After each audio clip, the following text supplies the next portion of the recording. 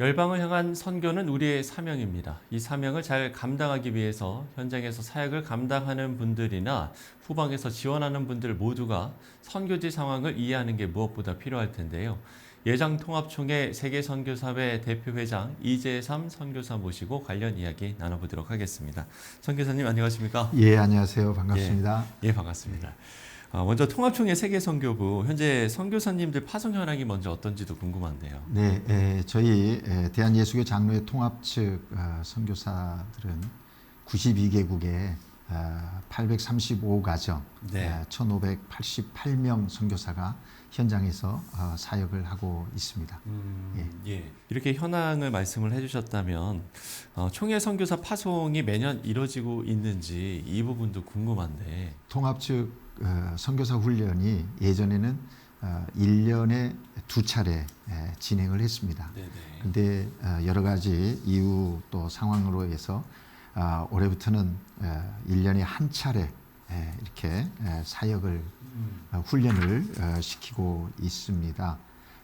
특별히 지금 현재는 1년에 한 차례 하는데 6주간 선교사들이 합숙하면서 예전에는 부부만 들어왔는데 그 몇 년 전부터는 가족이 전체 들어와서 어린아이들까지 함께 훈련을 하고 있는데 올해 3월부터 지금 이제 5월 오늘 이제 이 올해 선교사 교육이 끝이 납니다. 그런데 17개국 20가정 성인이 33명, 어린이가 14명, 자녀들이 14명에서 이들이 훈련을 마치면 인선한 후에 올해 안에 아마 거의 파송을 받게 될 것 같습니다. 예, 그러면 이제 올해 파송은 이번으로 이제 끝이 거고. 올해 이제 훈련 1년 중에 한 해 하니까 훈련하고 그 훈련 받은 사람들이 올해 안에 이제 현장으로 나가게 되는 거죠.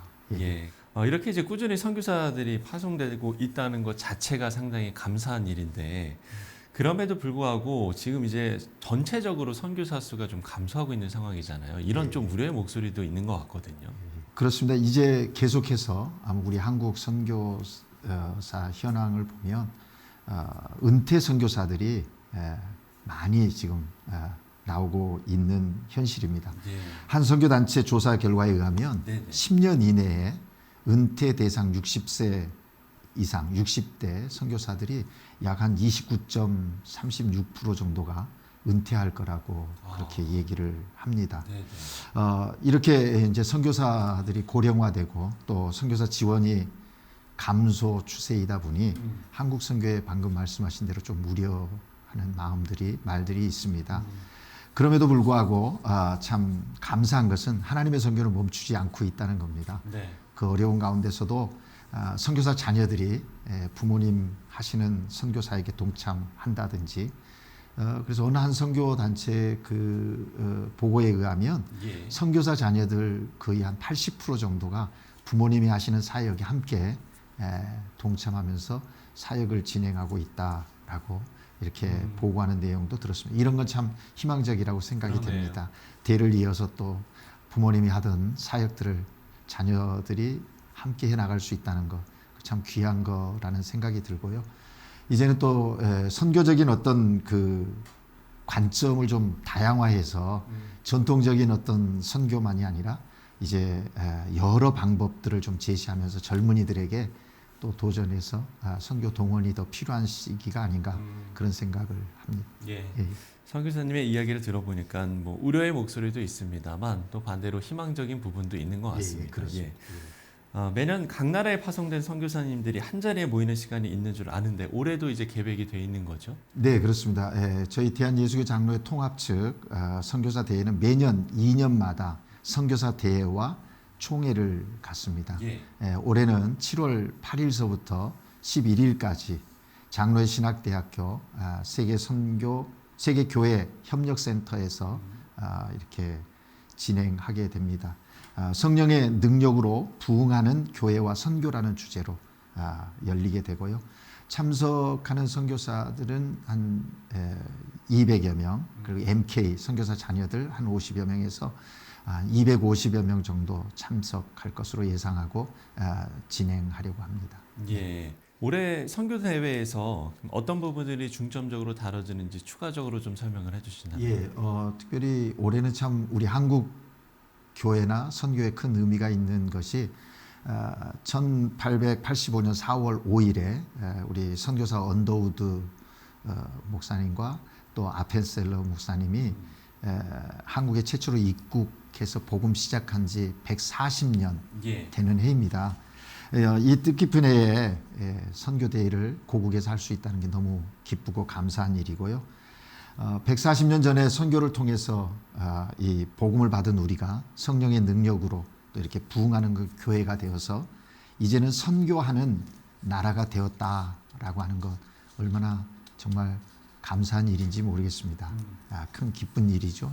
이런 이유에서 이번 선교사 대회에 참 의미가 큰데 진행을 저희는 아침에 경건회 네. 그리고 저녁에는 이 말씀 부흥과 기도 합주회를 통해서 성령의 그 은혜의 단비를 맞으려고 하고 일과 중에 이제 여러 가지 선교적 테마를 가지고 주제를 가지고 다루게 되는데 성령과 교회 또 성령과 선교 또 이주민 선교에 대한 부분들 다루면서 그런 주제들로 발제하고 논찬하고 또 선교적인 전략을 이렇게 세워나가려고 하는 그런 면으로 준비를 하고 있습니다.